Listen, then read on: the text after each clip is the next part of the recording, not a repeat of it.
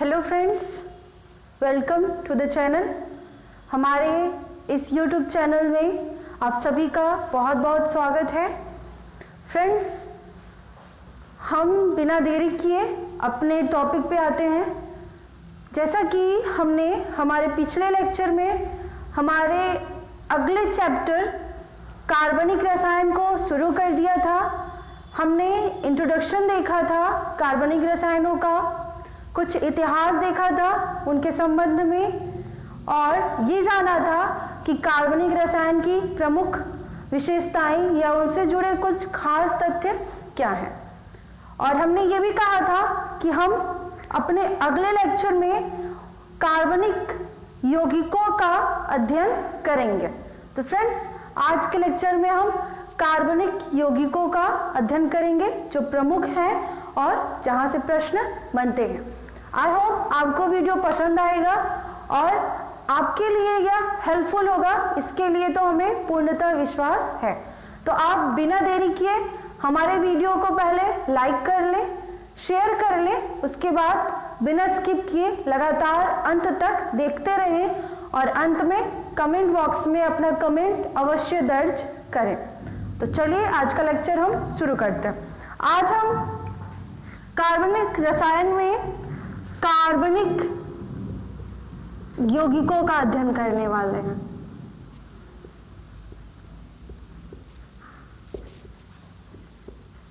कुछ प्रमुख कार्बनिक यौगिकों का, जिसमें हम पहला लेते हैं जो बहुत इंपॉर्टेंट है इस चैप्टर से और यहां से बहुत सारे प्रश्न बनते हैं, हाइड्रोकार्बन।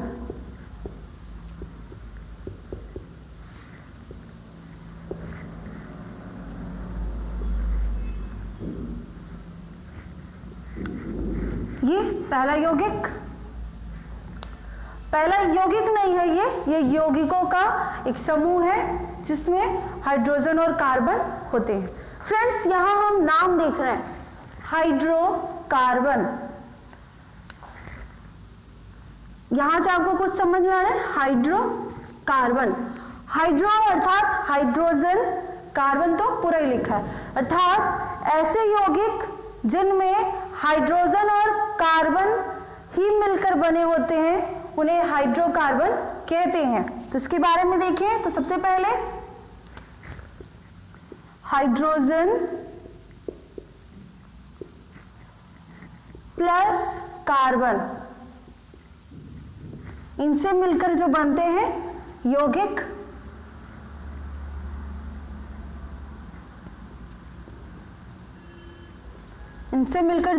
बनते हैं उन्हें हाइड्रोकार्बन कहते हैं।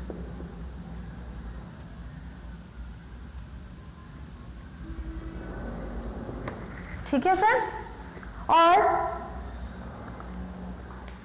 इनके बारे में आगे हम देखेंगे। एक तथ्य और जानते हैं फ्रेंड्स कि जो मीथेन है, मीथेन हाइड्रोकार्बन ही है। हम मीथेन का सूत्र लिखें अगर, रासायनिक सूत्र CH4, कार्बन हाइड्रोजन। तो ये कैसा यौगिक होगा या कैसा पदार्थ होगा, कैसा रसायन होगा? हाइड्रोकार्बन, क्योंकि इसमें कार्बन और हाइड्रोजन है। तो जो मीथेन है ये हाइड्रोकार्बन तो है, ये हमने देखा। इसके सबसे छोटे अणु सूत्र का हाइड्रोकार्बन है।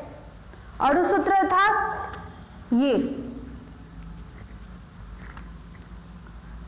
अणु सूत्र ये होगा। कार्बन की मात्रा इसमें कितनी है, कार्बन के कितने अणु हैं? 1। हाइड्रोजन के कितने अणु हैं? 4।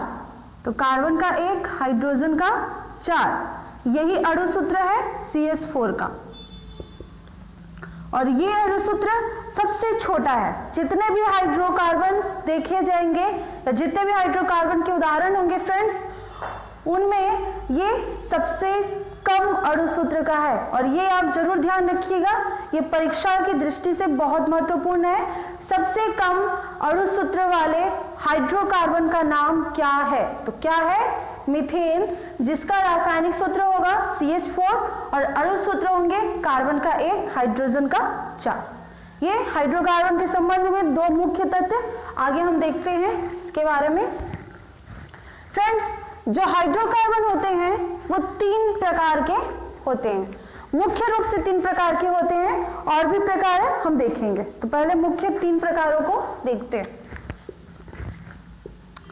पहला होगा संतृप्त हाइड्रोकार्बन,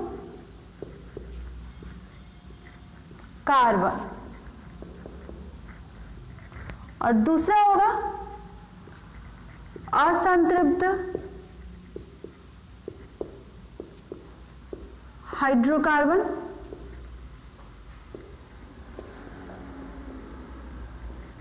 और तीसरा होगा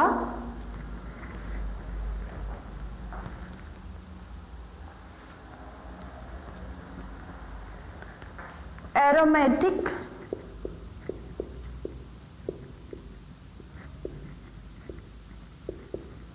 हाइड्रोकार्बन।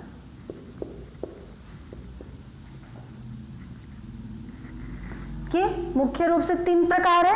अब हम ये देखते हैं कि इनमें क्या क्या होता है, इनकी क्या विशेषताएं हैं। तो फ्रेंड्स, ये पहला प्रकार संतृप्त हाइड्रोकार्बन, ये दूसरा असंतृप्त हाइड्रोकार्बन, और तीसरा एरोमेटिक हाइड्रोकार्बन। पहले हम पहले को जानते हैं, संतृप्त हाइड्रोकार्बन। तो फ्रेंड्स, वे हाइड्रोकार्बन जिनमें यौगिक वे हाइड्रोकार्बन यौगिक जिनमें मुख्य घटक अर्थात जिन जिन घटकों से मिलकर बना है वे एकल आबंध द्वारा जुड़े होते हैं, अर्थात इनके बीच एक ही बंध काम करता है और सहसंयोजी बंध ही होता है। एक बॉन्ड के द्वारा ये जुड़े होते हैं, और उस जो बंध होता है कौन से बंध से जुड़े होते हैं, सहसंयोजक बंध से। वे हाइड्रोकार्बन संतृप्त हाइड्रोकार्बन कहलाते हैं। तो ये एकल बंध आबंध द्वारा जुड़े होते हैं। इनमें हमने देखा था कि पूरे हाइड्रोकार्बनों में ही अधिकतम सहसंयोजक बंध ही होते हैं, तो यह भी अर्थात संतृप्त हाइड्रोकार्बन भी सहसंयोजी बंध द्वारा ही जुड़े होते हैं। संयोजी नहीं फ्रेंड्स, संयोजक, इसके लिए सॉरी, सहसंयोजक बंध। इनके बीच एकल आबंध होता है, यानी अगर हम तत्व लिखेंगे तो यहां अगर H लिख रहे हैं इस तरह का होगा। अगर ये एक बॉन्ड है, एक आबंध है, तो ये संतृप्त हाइड्रोकार्बन कहलाएंगे। अगर यहां से किसी में भी एक में ऐसे डबल बॉन्ड आ जाए तो ये असंतृप्त या किसी और श्रेणी में आएगा, लेकिन संतृप्त श्रेणी में एक एक बॉन्ड ही बनते हैं। एकल आबंध का मतलब यही है ये। और इनमें सहसंयोजक बंध होता है, अर्थात जो इलेक्ट्रॉनों का साझा होगा वो सहसंयोजक बंध का हमने पढ़ा था कि ये अपने अपने पास जो भी इलेक्ट्रॉन बचे हैं उनको साझा करते हैं। दोनों ही जैसे बिजनेस करने वाले 2 पार्टनर हुए तो वो अपने अपने पास जो एक्स्ट्रा पूंजी है लगाते हैं और फिर लाभ में से अपना हिस्सा लेते हैं। इसी प्रकार इसमें भी है। अगर हम उदाहरण देखें CH4 का ही लेते हैं, CH4। तो फ्रेंड्स हम देखेंगे कि कार्बन के बाहरी उपकोष में 4 इलेक्ट्रॉन बचते हैं, अर्थात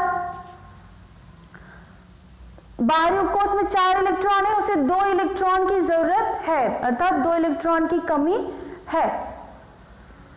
2 नहीं 4 इलेक्ट्रॉनों की कमी है, सॉरी 4 इलेक्ट्रॉनों की कमी है, अर्थात इसका संयोजकता कितनी है 4, अर्थात ये 4 बॉन्डों से किसी अन्य तत्व को अपने में जोड़ सकता है। और हाइड्रोजन के पास कितने इलेक्ट्रॉन है फ्रेंड्स 1, लेकिन यहाँ 4 हाइड्रोजन दिख रहा है, तो कितने इलेक्ट्रॉन हो गए 4।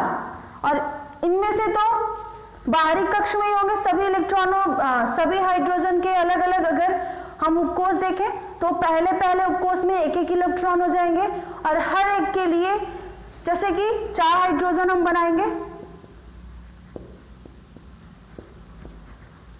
यहां इसमें एक इलेक्ट्रॉन होगा, इसमें एक इलेक्ट्रॉन होगा, इसमें और इसमें भी।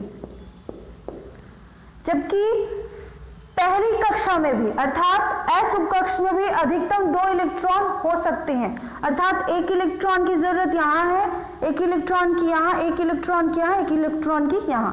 क्यों ऐसा करें? क्योंकि यहाँ 4 हाइड्रोजन है।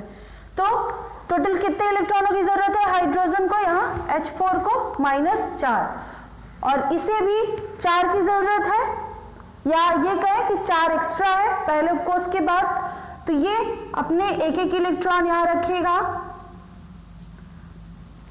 बिजनेस में पूंजी लगा रहा है ना अपना। और हाइड्रोजन भी H4 के पास एक एक इलेक्ट्रॉन करके 4 हाइड्रोजन थे, तो ये भी अपना लगाएगा।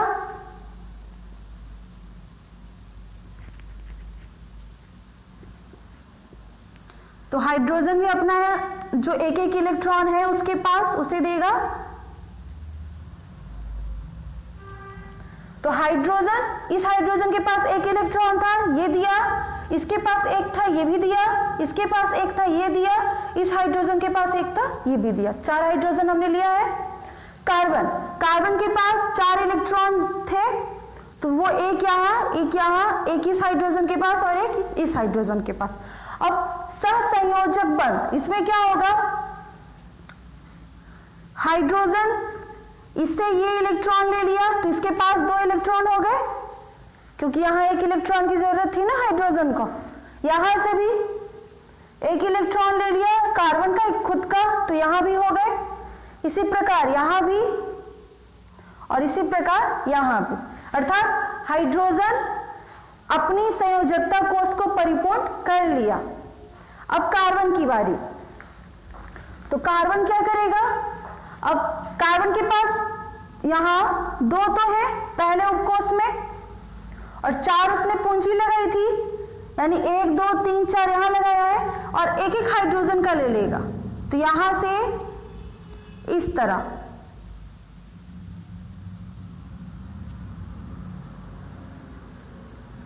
अब अगर देखें तो कार्बन के पास कितने इलेक्ट्रॉन हो गए फ्रेंड्स?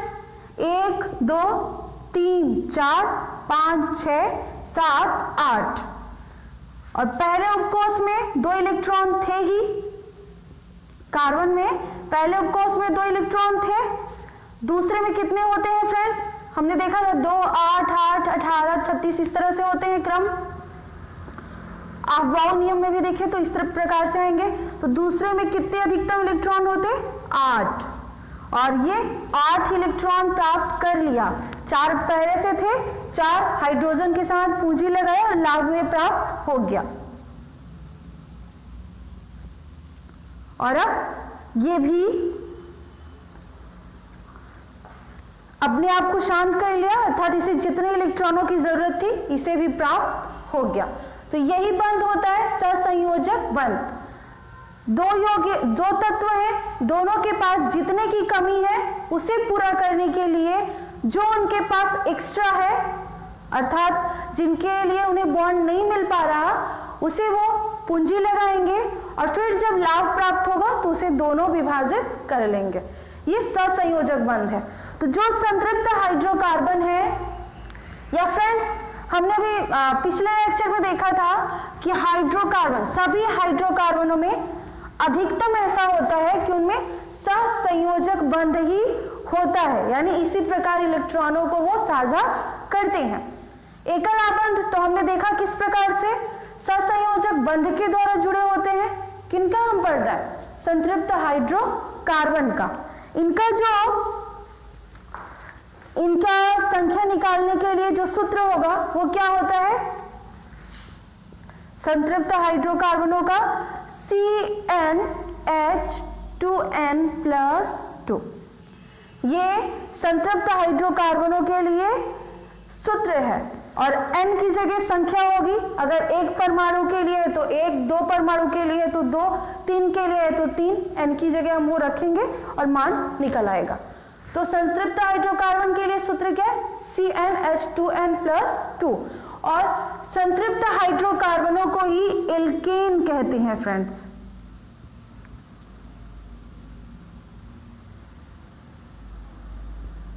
संतृप्त हाइड्रोकार्बनों को ही एल्केन कहा जाता है।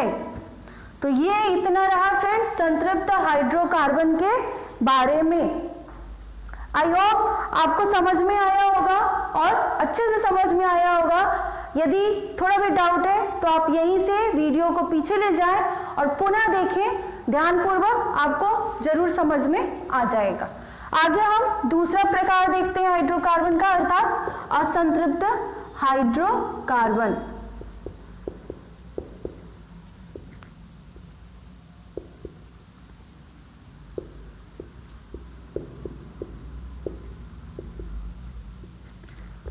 इनमें जैसा कि हमने देखा यहां एकल आबंध होता है, लेकिन असंतृप्त हाइड्रोकार्बन आप द्विआबंध बनाते हैं और त्रिआबंध भी बनाते हैं। द्विआबंध बनाते हैं और त्रिआबंध भी बनाते हैं। और संतृप्त क्या था, केवल एक आबंध ही बनाते थे। जैसा कि अभी हमने कहा CH4 तो इसमें आता ही नहीं है। कोई भी यौगिक हम लेते हैं अगर यहां, तो इस प्रकार का बॉन्ड बन रहा है फ्रेंड्स। यहां ये जो डबल आबंध बन रहा है इसी को बोलते हैं द्विआबंध। इस प्रकार का अगर यौगिक आ रहा है, इस प्रकार का आबंध बन रहा है तो वो द्विआबंध होता है। या ऐसा हो,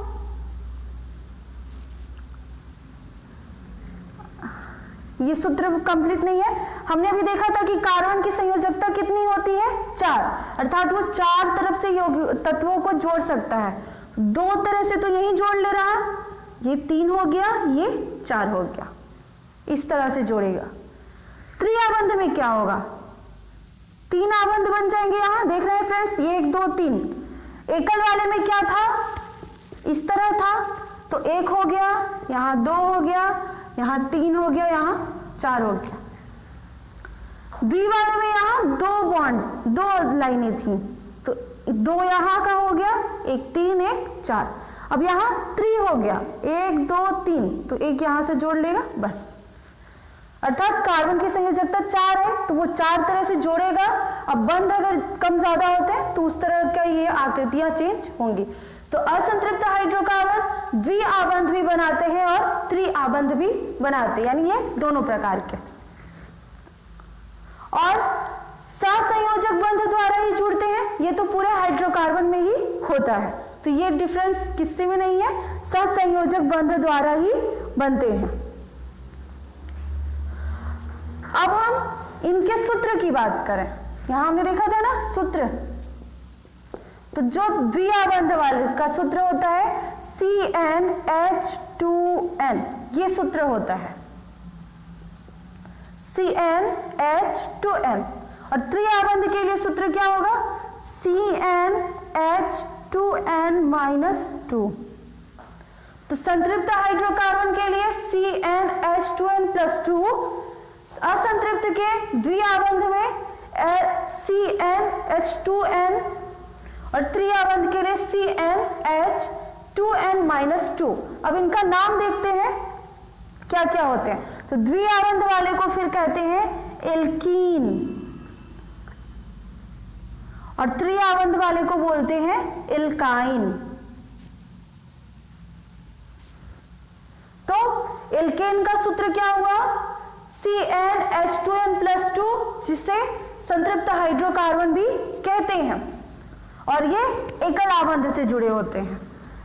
एल्कीन का सूत्र CnH2n, ये असंतृप्त हाइड्रोकार्बन का द्विआबंध का प्रकार है। और एल्काइन, इनका सूत्र क्या है, CnH2n-2, ये त्रिआबंध वाले। यहां हमने भी जितना भी देखा फ्रेंड्स, सब बहुत इंपॉर्टेंट है, एक एक चीज बहुत बेसिक है और आगे के कई लेक्चरों के लिए पूरी केमिस्ट्री के कार्बनिक रसायन के लिए बहुत जरूरी है। अगर ये समझ में आया तभी हम आगे कुछ समझ पाएंगे। एल्केन, एल्कीन, एल्काइन, ये बहुत ही बेसिक चीजें हैं, बेसिक घटक हैं और इन्हें हमें जानना अति आवश्यक है किसी भी प्रतियोगी परीक्षा की दृष्टि से, चाहे छोटे एग्जाम्स हो या बड़े। तो ये हमने देखा। अब इसे हम